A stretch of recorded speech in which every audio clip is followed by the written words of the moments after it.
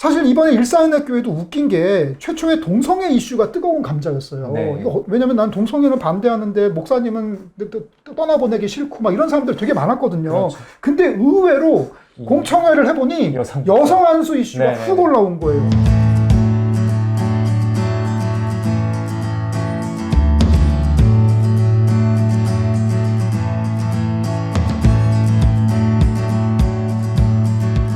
네, 목사님, 좀 어떤 또 언론 기사를 제가 봤는데, 그 내용을 보니까 일사은행교회는 뭐 특별위원회가 안건을 올리면 거의 무조건 뭐 통과가 된다라는 뭐 내부 증언이 있었다. 뭐 그런 내용도 있었고, 뭐 당회장인 그 이광하 목사가 그 이미 교인들을 이렇게 뭐 설득하는 어떤 작업들을 했었다라는 내용들이 있었다고 이제 그 보도에 나와 있더라고요. 이 부분에 대해서 좀 목사님 좀 말씀을 해줄 수 게 있으실까요? 네, 이거는 아주 비열한 억측이라고 생각을 하고요. 네네네. 제목 그대로 읽어드릴게요. 일사은행교회 괄호 열고 합신 괄호 닫고 동성애 문제로 목사 앤드 장로 전원 면직 점 제명 처리. 간사님 이거 읽으시면은 이 제목 보고 무슨 얘기가 떠오르세요? 아니, 네. 일사은행교회가 네. 동성애 문제로 목사와 장로 전원을 면직하고 제명 처리했다로 읽히지 않나요? 그렇죠. 누가 봐도 그렇게 읽을 것 같은데. 아니죠. 사실은 전혀 그게 아닙니다. 네. 노회가 일사은행교회를 그렇게 한 거죠. 그렇죠. 근데 주어를 노회에서 일사은행교회로 바꿔버렸어요. 대단히 악의적입니다. 예, 이거는 거짓말입니다. 지금 거기서 제기한 두 가지 이슈가 있는데 네. 제가 이거 좀 알아봤습니다. 첫 번째 제기한 이슈가 이제 특별위원회가 당회보다 더 큰 권위를 갖고 있었다라는 거예요. 특별위원회가 결정하면 당회가 받을 수밖에 없는 구조적인 문제가 있었다라고 이제 주장들을 하더라고요. 네. 이거는요 대단히 올바른 절차입니다. 그 얘기는 뭐냐면요, 당회가 결의를 했어요. 특별위원회를 만들기로. 네.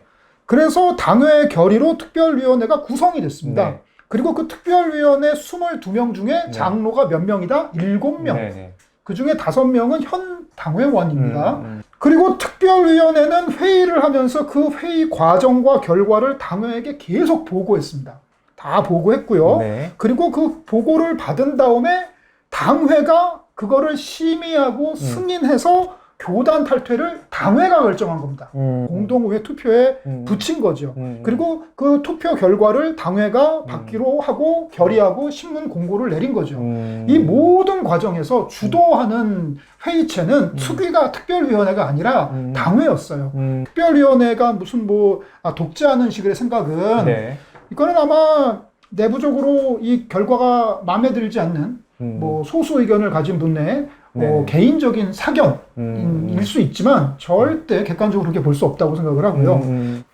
저는 이번에 이걸 보면서 장로교 정치의 어떤 한계 같은 걸 좀 느꼈어요. 저는 장로교 정치가 꽤 괜찮은 정치 구조라고 생각을 해요. 네. 그러니까 한국 교회 대부분의 교회들이 이 정치 제도를 네. 사용하고 있겠죠. 네. 당회제도 이거 권위주의로 빠질 위험이 큽니다. 장로제 시스템 이거 비민주적으로 갈 가능성이 있어요. 그래서 그 한계를 알고 그걸 극복하려고 노력을 해야지. 네네네. 우리 장로교회다, 우리 당회가 최고다, 예. 우리 말 들어야 된다라는 이런 고압적인 자세로 접근하는 한국교회의 풍토 이거 대단히 옳지 않고 네네. 오히려 이번 일사은행교회처럼 장로님들이 이 교인분들의 의견을 다 들어서 네. 결정하려는 이런 예. 태도가 저는 바람직하다고 생각하고요. 또 하나 이제 코람데오닷컴이 제기한 이슈가 이광한 목사가 성도들에게 편지를 보내서 탈퇴 독려 했다라는 네. 얘기가 있는데 이거 제가 직접 확인했습니다. 이거 주보 칼럼입니다. 일사은행교회 주보는요 역사 대대로 거기 칼럼이 실립니다. 매주마다 칼럼이 실려요. 그 주보 칼럼에 이광한 목사님이 특위가 보고를 이제 당회에다 올렸잖아요. 네. 그래서 당회가 교단 탈퇴하기로 결의를 했어요. 네. 그리고 공동의회를 열어서 투표하기로 했죠. 이광화 목사님은 그 내용을 주보 칼럼에다가 언급을 하셨습니다. 지금 우리 교회가 정말 중요한 결정을 내릴 때가 되었다. 내용은 이렇다 하면서 우리가 중요한 결정을 앞두고 있으니 올바른 신앙인의 자세로 접근하자라는 식의 아주 원론적이고 어느 중립적으로 쓰신 것 같은데. 어느 목사나 할 수 있는 네. 일반적인 내용을 언급을 했죠. 네. 뭐 중대한 결단을 해야 하니까 잘 네. 결정하자 뭐 이런 류입니다. 근데 이제 그거를 꼬투리 잡는 사람들의 입장에서는 이거 결국 탈퇴 쪽으로 여론몰이 한 거 아니냐라고 그렇게 이제 악의적으로 꼬투리 잡는 해석을 하는 거죠. 그래서 저는 네. 지금 이 교회개혁의 반대편에 있는 네. 이 세력들이 이 네. 사안을 비하하기 위해서 네. 비열한 억측을 하고 있는데 멈춰야 된다라고 생각을 합니다. 그렇군요. 이게 한국 교계 전반에 어떤 끼치는 어떤 시사하는 바가 있는 문제이구나라는 생각이 들었어요. 교단의 어떤 시대착오적인 어떤 의식이라든지 그런 것들을 권위적으로 개교에 강압하려는 모습들, 반면에 이제 교회 안에서 민주적으로 그런 것들을 극복하고 교회의 방향성을 다시금 재정립하는 모습들이 상당히 상충되기도 하지만은 결국에는 그런 어떤 민주적인 교회 운영의 방식으로 교회가 그리고 더 나아가서 교단이 변화해야 되지 않나라는 생각이 드는데요. 이 이슈에 대해서 목사님께서는 좀 어떠한 의미를 갖고 있다라고 좀 판단을 하시는지 궁금합니다. 저는 네. 최초에 이제 이 사건이 막 움트기 시작할 때부터 네. 이거 큰 이슈다. 엄청난 사건이다라고 생각을 했어요. 음. 결론적으로 이 사건은 앞으로 한국 교회가 어떤 방향으로 나아가야 하는가, 특별히 제도권에 있는 중대형 교회들이 앞으로 어떤 방향으로 나아가야 되느냐를 제시했다고 생각을 해요. 네네네. 세 가지로 말씀드릴 텐데 첫 번째는 다양성입니다. 다양성. 지금 이 모든 사건에서 중요한 핵심은 다양성이에요. 그러니까 공동체, 교회 공동체 내에서 다양성은 반드시 인정되어야 됩니다. 여성 안수에 대한 의견이 다르더라도 네. 그리고 또 동성애에 대한 입장이 다르더라도 그 다양성은 반드시 인정되어야 돼요. 이 다양성과 포용성은요, 네. 이 성경이 말하는 교회 공동체의 필수 요소예요. 구약 성경 볼까요? 여러분 뭐 아시겠지만 우리가 히브리인 하잖아요. 이 이집트에서 탈출한 이스라엘 출신 노예들을 이제 히브리인이라 그러는데 정확히 보면은 조금 틀렸죠. 이거는 출애굽 잡족이라 그래가지고요. 히브리인들 이스라엘 사람들이 나왔지만 이스라엘 사람들만 나온 게 아니에요. 거기 주변에 있는 같이 노예 생활하던 수많은 주변에 다른 다양한 민족들이 함께 나왔습니다. 그래서 출애굽은 애초부터 민족적 다양성을 갖고 시작됐고 그렇군요. 이스라엘 플러스 알파를 일컬어서 부르는 말이 히브리인이라는 거죠. 구약 성경에 보면 라합 보세요. 가나안의 우상 숭배자였지만 우리 다윗의 족보에 들어오잖아요. 룻 보세요. 모압 여인이지만 그가 예수의 족보에 들어오잖아요. 네. 이거 우리가 기억을 해야 돼요. 신약 성경 보세요. 예수님이 12제자 만들었잖아요. 거기 보면요. 열심당 시몬이 있습니다. 열심당은 지금으로 치면은 엄청난 뭐 좌파라고 볼 수 있죠. 근데 거기 누가 있냐? 세리마태가 있었어요. 네. 세리마태는 우파죠. 예. 그렇죠. 예, 12제자가 그렇게 다양하게 구성되었고 초대교회 뭐 말할 나위도 없이 유대인과 이방인의 이슈 이거 얼마나 큰 네. 이슈였습니까? 할례를 해야 되니 네. 말아야 되니 막 큰 문제였잖아요. 위험한 공동체는 다양성이 큰 공동체가 아니라 다양성이 없는 공동체예요.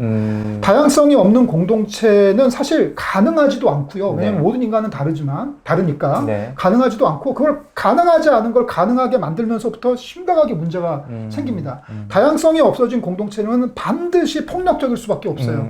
우리와 같지 않으면 다 거짓이다. 우리와 같아야 된다라고 네. 얘기를 하는 거죠. 네. 배타적인 공동체. 네. 그래서 한국교회가 이번 사건을 통해서 다양한 의견들이 어떻게 교회에 존재하며 그것들을 취합해서 어떻게 아름답게 나아갈까 하는 그런 모델을 좀 봤으면 좋겠고요.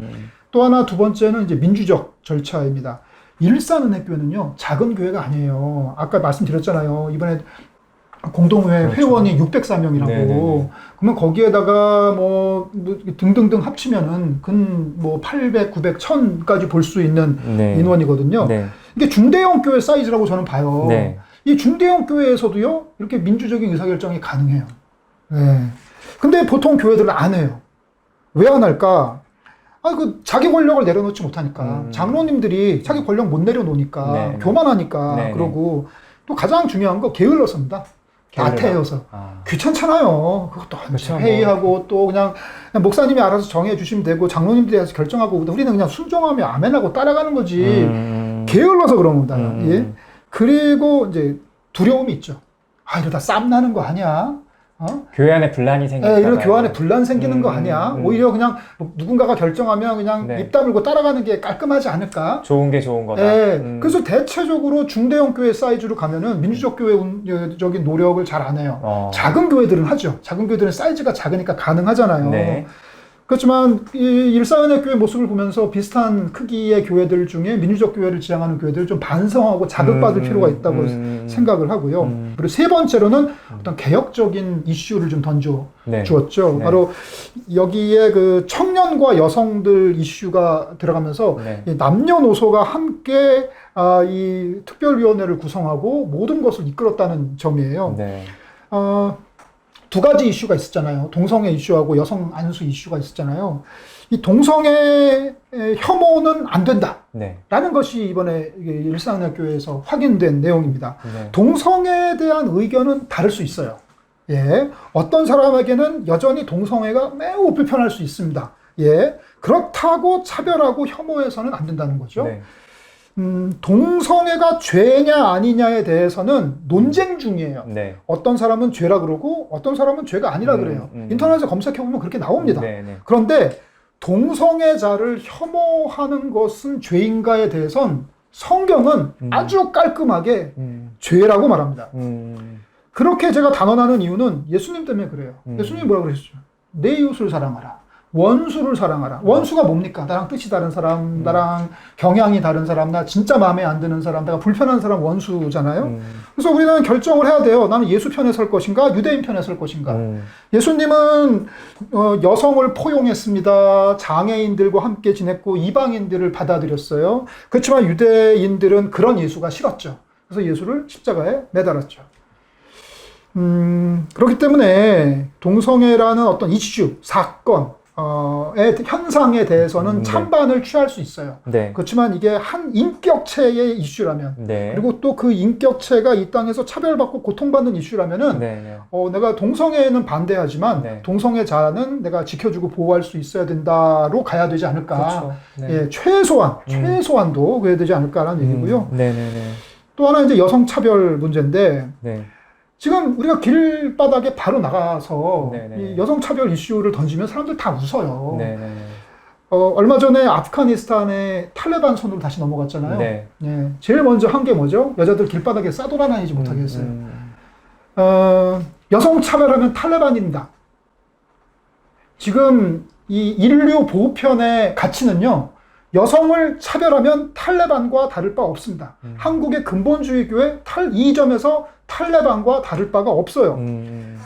사실 이번에 일사은혜교회도 웃긴 게 최초의 동성애 이슈가 뜨거운 감자였어요. 네. 왜냐면 난 동성애는 반대하는데 목사님은 떠나보내기 싫고 막 이런 사람들 되게 많았거든요. 그렇죠. 근데 의외로 공청회를 해보니 여성 안수 이슈가 훅 올라온 거예요.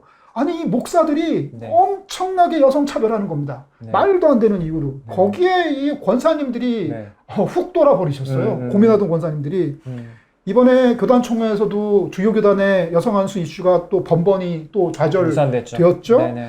이게 참 안타까운 현실입니다. 그래서 한국교회는 이번 사건을 통해서 다양성이 확보되는 교회가 되겠다. 다양한 의견이 있고 의견 차이가 있지만 그를 민주적인 방식으로 한데 모아서 상호 존중하면서 이렇게 내 이웃을 내 몸과 같이 사랑하고 원수를 사랑하라 하신 그 예수님의 그 명령, 그리고 이 약자들을 돌보는 예수님의 그 방향, 그 개혁적인 방향으로 함께 나아가야겠다.